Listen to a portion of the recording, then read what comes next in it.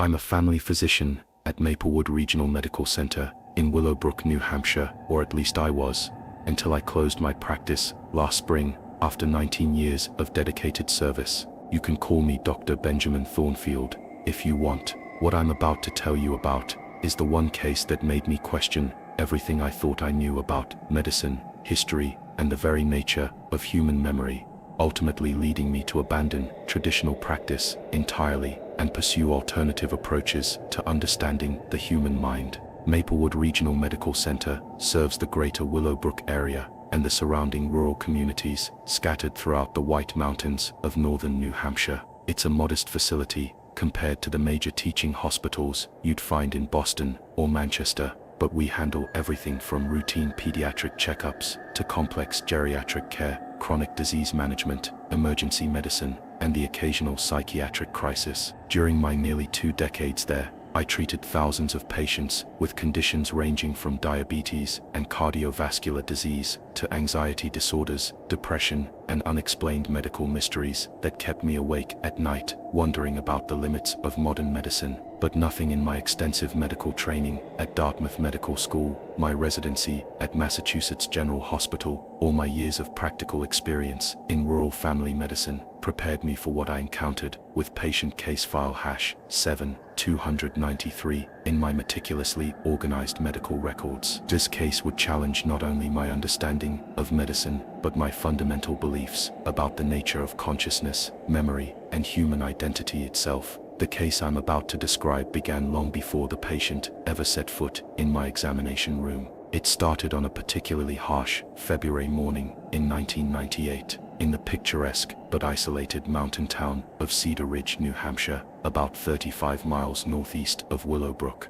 The town itself is one of those quintessential New England communities that seems frozen in time, with its white steepled church, covered bridge, and main street lined with colonial-era buildings that have been carefully preserved by generations of residents who take pride in their historical heritage. Isabella Whitmore was 29 years old at the time, a freelance graphic designer who had moved to Cedar Ridge just 6 months earlier, seeking the peace and inspiration that rural mountain life could provide for her creative work. She lived alone in a charming but drafty 19th century farmhouse that she rented from a local family, complete with wide plank floors, exposed beams and windows that rattled in their frames during winter storms. Isabella was known in town as a quiet, artistic type who kept mostly to herself but was always polite and friendly when she ventured into the village for groceries or supplies. According to the detailed police report I later obtained, February 18, 1998, was one of those brutal New England winter days where the temperature never climbed above 10 degrees Fahrenheit and the wind howled down from the mountains with enough force to shake buildings and topple trees. Isabella had been commissioned to photograph the interior of the old Blackwood mansion for a historical preservation project, a massive Victorian estate that had been abandoned since the 1940s and was scheduled for renovation by the local historical society. The Blackwood mansion was a forbidding 3-story structure built in 1847, complete with ornate gingerbread trim, multiple chimneys, and a wraparound porch that had seen better days. Local folklore claimed the house was haunted, though Isabella, being a practical and educated woman, dismissed such superstitions as small-town nonsense. She had explored abandoned buildings before for her photography work and was comfortable working alone in atmospheric locations.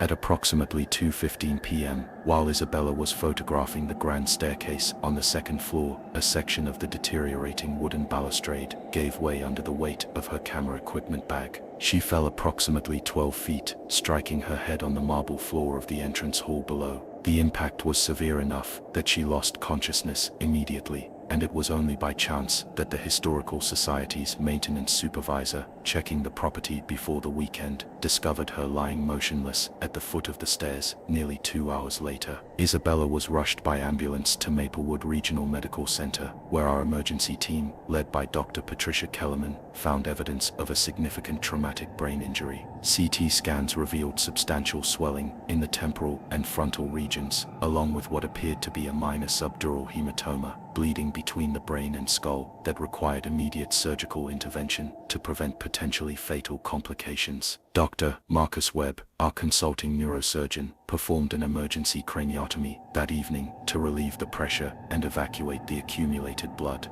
The surgery lasted 4.5 hours, during which Dr. Webb had to remove several small bone fragments and address multiple areas of bleeding within Isabella's brain tissue. The procedure was successful from a technical standpoint, but Dr. Webb warned Isabella's emergency contact, her sister Catherine, from Portland, Maine, that the extent of her brain injury made her prognosis uncertain at best. For the first 10 days after her accident, Isabella remained in a medically induced coma, while her brain attempted to heal from the trauma. During this period, her vital signs were stable, but there was no way to assess the potential extent of cognitive damage until she regained consciousness. The sister Catherine maintained a constant vigil at her bedside, reading aloud from Isabella's favorite books and playing soft classical music in hopes of providing some form of mental stimulation. When Isabella finally began to emerge from her coma on day 11, the medical team was cautiously optimistic. Her motor functions appeared to be intact. Her speech was clear though somewhat slurred initially, and she seemed to recognize her sister. However, within hours of regaining consciousness, it became apparent that something was profoundly wrong with Isabella's memory and sense of identity.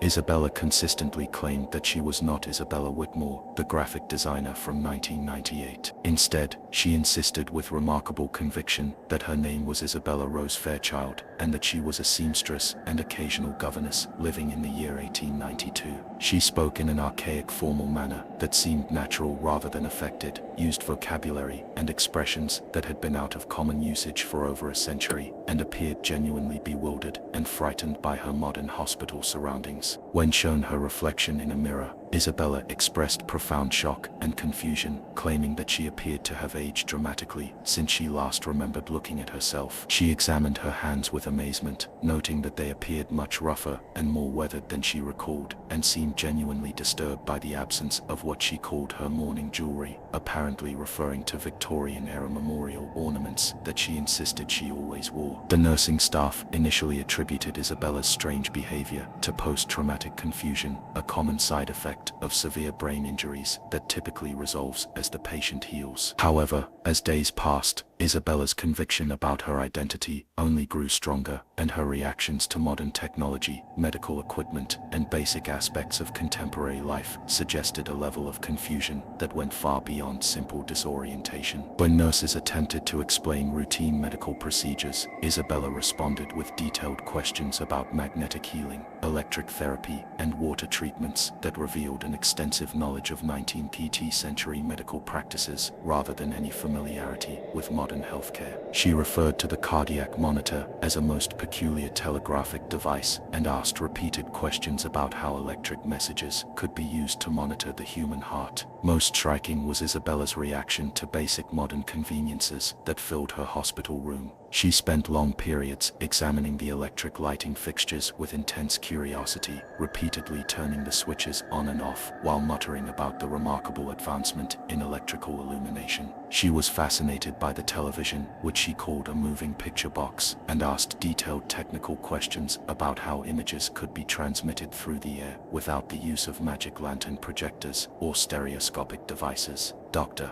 Jennifer Morrison, our staff psychiatrist, was called in to evaluate Isabella during her 3rd week of hospitalization. Morrison spent extensive time interviewing Isabella and administered a comprehensive battery of psychological tests designed to assess her mental state, memory function, and potential for recovery. Her preliminary diagnosis was post-traumatic dissociative amnesia with elaborate confabulation. Essentially, Isabella's brain was coping with severe trauma by constructing an alternative identity and historical timeline to fill in gaps in her damaged memory. This diagnosis initially seemed to make perfect medical sense. Traumatic brain injuries can cause profound disturbances in memory formation and retrieval, and in rare but documented cases, patients do construct remarkably detailed false histories as their minds struggle to create coherence in the face of neurological damage. The human brain, when confronted with missing or damaged memories, has an extraordinary capacity for creative reconstruction, sometimes producing elaborate fictional narratives that feel completely real to the patient experiencing them. Dr. Morrison recommended ongoing psychiatric care and cognitive rehabilitation, expressing cautious optimism that Isabella's actual memories and identity would gradually return as her brain continued to heal from the trauma. The medical team developed a comprehensive treatment plan that included medication to reduce brain swelling, physical therapy to address minor motor coordination issues, and extensive psychological counseling to help Isabella reconnect with her real identity and recent memories. Isabella was discharged after 5 weeks to a supervised transitional living facility in Willowbrook, where social services helped her navigate the practical challenges of modern life while she supposedly recovered her authentic identity and memories. The facility specialized in helping patients with brain injuries readjust to independent living, and the staff was experienced in dealing with various forms of memory loss and identity confusion. That's where I first encountered Isabella, 3 months after her accident, when she was referred to my family practice for ongoing primary care management and monitoring of her recovery progress. The referring physician, Dr. Morrison, had provided detailed notes about Isabella's condition and specifically requested that I pay close attention to any signs of returning memories or changes in her delusional belief system. When Isabella walked into my examination room on that sunny May afternoon in 1998, I was immediately struck by her unusual manner of carrying herself and speaking. She moved with a distinctive posture, back straight, steps measured and deliberate, as if she were wearing a corset beneath her modern clothing. She addressed me as Dr. Thornfield, sir, despite my repeated requests that she simply call me Doctor or Dr. Ben, and she asked formal permission to sit down before taking the chair across from my desk. Dr. Thornfield, I must express my sincere gratitude for your willingness to attend to my medical needs, she began, her voice carrying a peculiar accent that seemed to blend rural New Hampshire dialect with something much more formal and antiquated. I find myself in most extraordinary and confusing circumstances, and while the physicians at the hospital and the kind people at the residence facility have been most charitable in their care, I fear they labor under a significant misapprehension regarding my identity and circumstances. She paused, folding her hands carefully in her lap, in a gesture that seemed both natural and oddly formal. They persist in the belief that I am suffering from some form of mental affliction or memory disorder, when I can assure you with absolute certainty that my faculties remain quite sound. However, I must confess that the world around me has become utterly bewildering in ways that I struggle to comprehend or explain. I had thoroughly reviewed Isabella's extensive hospital records and psychological evaluations before our appointment, so I was prepared for her claims about being from 1892. What I wasn't prepared for was the absolutely convincing way she embodied this identity, down to the smallest details of speech, posture, and mannerisms. Her knowledge of late 19th century customs, technology, social conventions, and historical events was remarkably comprehensive and accurate, displayed with a casual familiarity that suggested lived experience rather than academic study. More significantly, her confusion about modern technology appeared to be genuinely profound rather than performed or exaggerated for effect. During that first examination, Isabella asked me detailed and sophisticated questions about the electric illumination devices in my office, marveling at their brightness and consistency compared to what she called the flickering gas fixtures and oil lamps she claimed to remember from her daily life. She examined my stethoscope with intense curiosity, commenting on what she called its remarkable advancement in design and materials compared to the crude wooden listening devices she insisted she had seen physicians use in her time. When I explained that the instrument was made of modern materials like rubber and metal alloys, she asked technical questions about manufacturing processes that revealed a sophisticated understanding of basic industrial principles combined with complete ignorance of 20th century production methods. Most intriguing was her reaction to my digital thermometer, a device that seemed to fascinate her beyond all reason. When I explained that it would provide an instant electronic reading of her body temperature, Isabella examined the small device with the intensity of a scientist studying an alien artifact. She asked detailed questions about how electrical measurements of bodily heat could be accomplished without direct contact with mercury or alcohol, and wanted to understand the principles behind instantaneous temperature calculation using invisible forces. Her questions weren't those of someone pretending to be confused or attempting to maintain a delusional persona. Instead, they demonstrated a remarkably sophisticated understanding of basic scientific and medical principles, combined with genuine amazement at technological capabilities that she clearly had never encountered before. She approached each piece of modern equipment in my office with the curiosity of an intelligent person encountering genuinely revolutionary innovations for the first time. Over the following months, I saw Isabella regularly for routine medical care, monitoring her physical recovery from the brain injury and observing her supposed progress toward regaining her actual memories and identity. With each visit, I became increasingly puzzled and intrigued by the extraordinary consistency and depth of her 1892 persona. She never once broke character, never slipped into modern speech patterns or cultural references, and never displayed knowledge of any historical events, technological developments, or social changes that had occurred after 1892.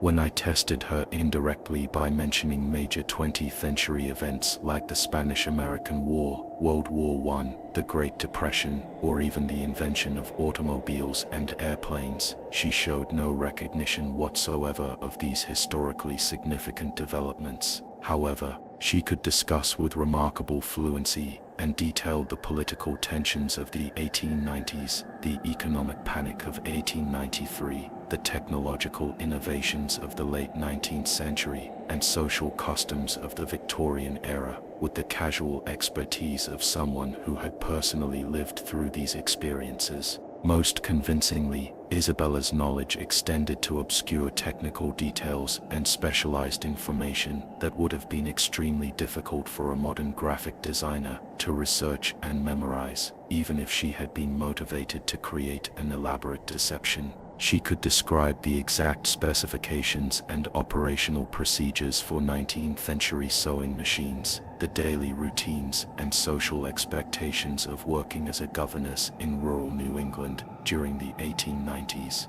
and the technical challenges of maintaining oil lamps and managing household tasks in an era before electricity and modern conveniences. During one particularly memorable visit, Isabella spent nearly 20 minutes describing in precise detail the process of creating intricate beadwork and embroidery, using techniques that had been largely forgotten by modern seamstresses. She demonstrated hand positions and stitching methods that I later verified, through consultation with textile historians, were authentic to the 1890s, but virtually unknown to contemporary crafters. Perhaps most remarkably, Isabella displayed an intimate knowledge of the specific geography, businesses, and residents of Cedar Ridge and the surrounding area, as they had existed in the 1890s, information that would have required extensive historical research to acquire and would have been of little interest to someone living a normal modern life. She could name families who had lived in specific houses over a century ago, describe businesses and landmarks that had long since disappeared, and recount local events and personalities from the 1890s with the casual familiarity of someone who had been personally acquainted with these people and places. Initially, I assumed that Isabella's remarkable historical knowledge was the result of extensive reading and research that she had conducted before her accident, perhaps as preparation for her photography work at historical sites. However, when I contacted her sister Catherine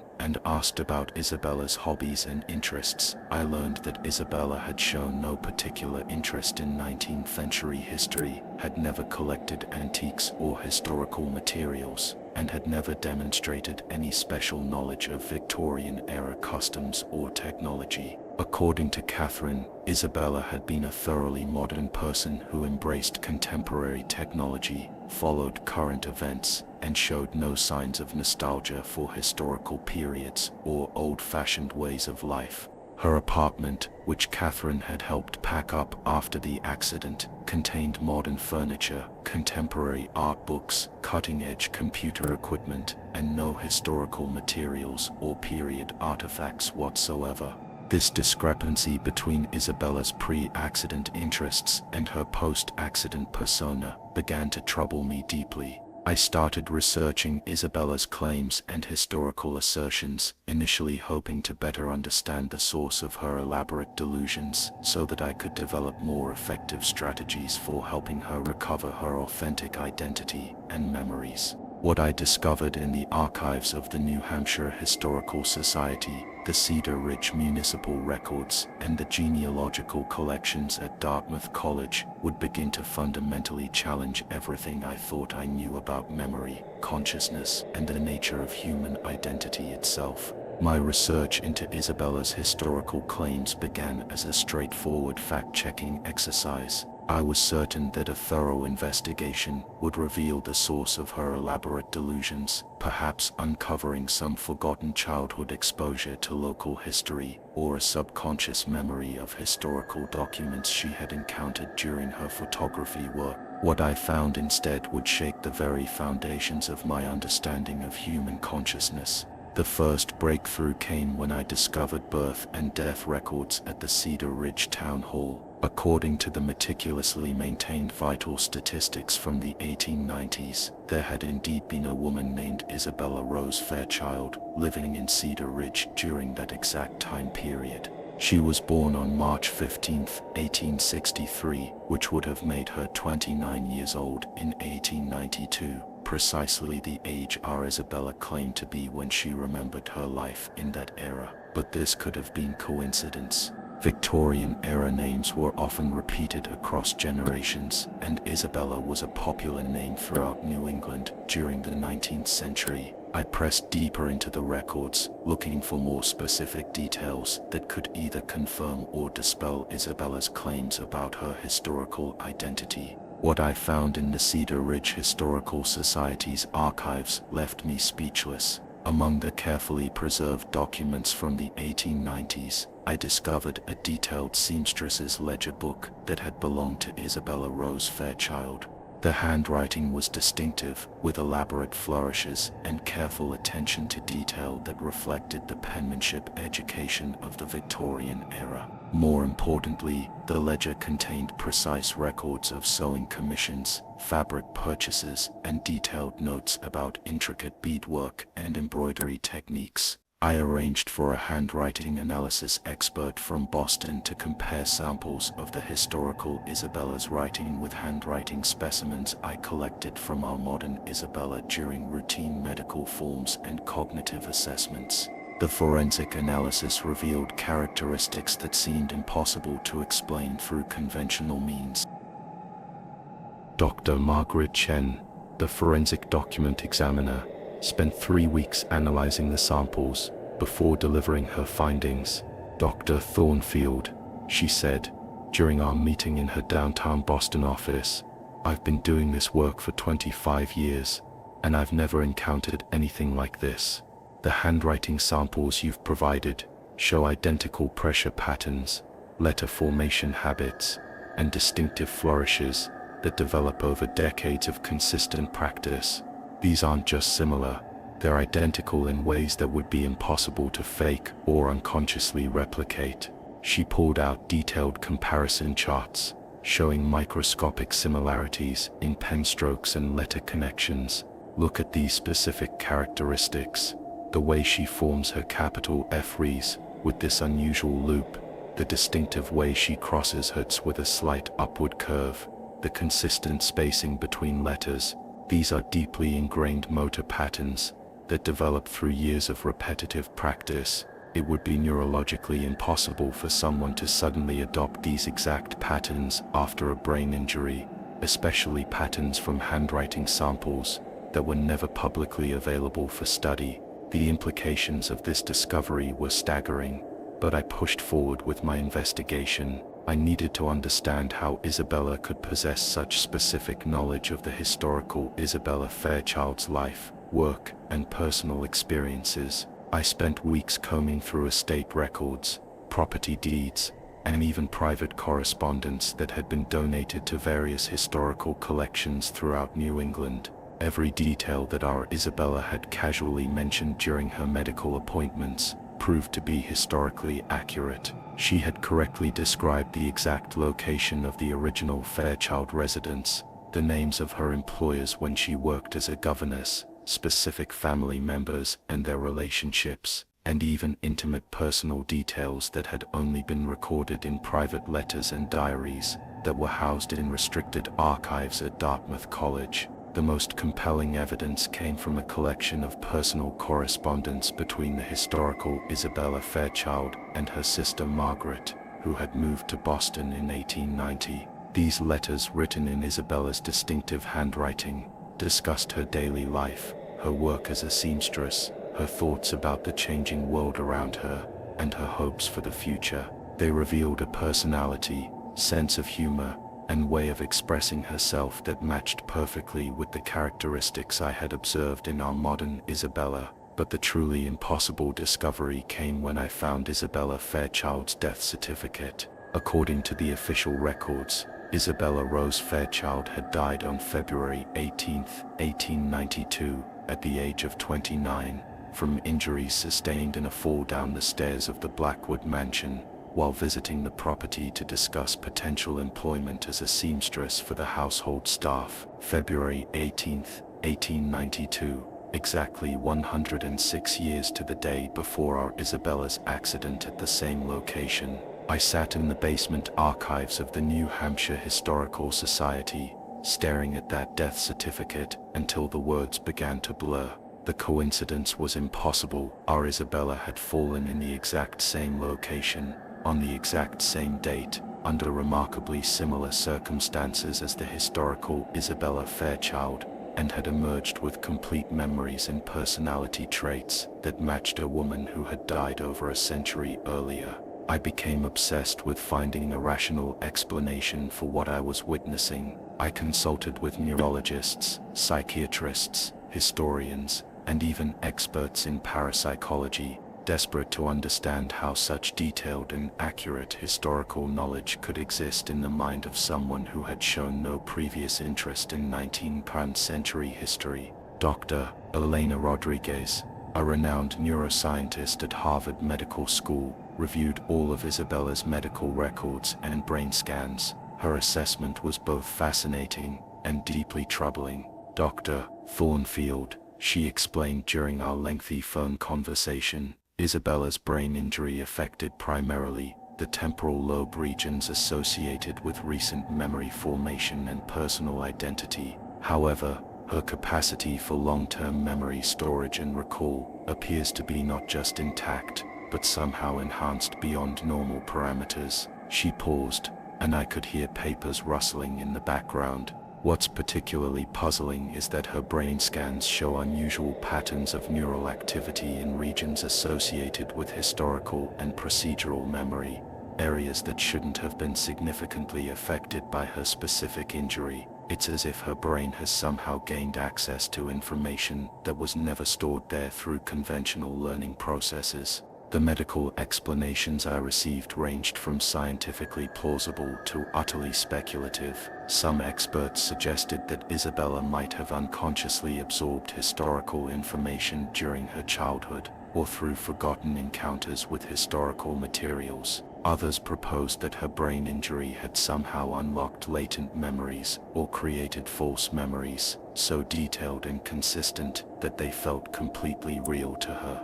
But none of these theories could explain the handwriting analysis, the accuracy of private historical details that were never publicly available, or the precise date and location coincidence of her accident. As months passed, I began to notice subtle changes in Isabella's condition that filled me with both hope and dread.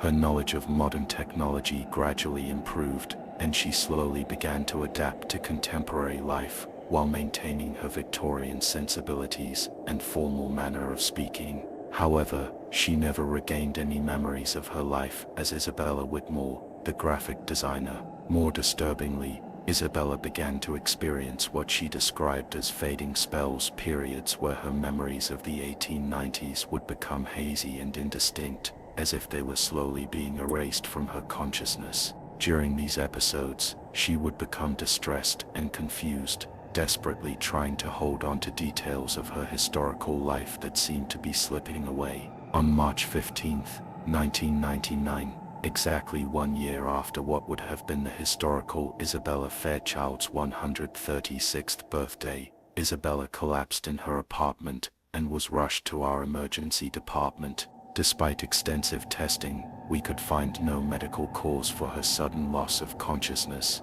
When she awakened 3 days later, she looked at me with confusion and fear.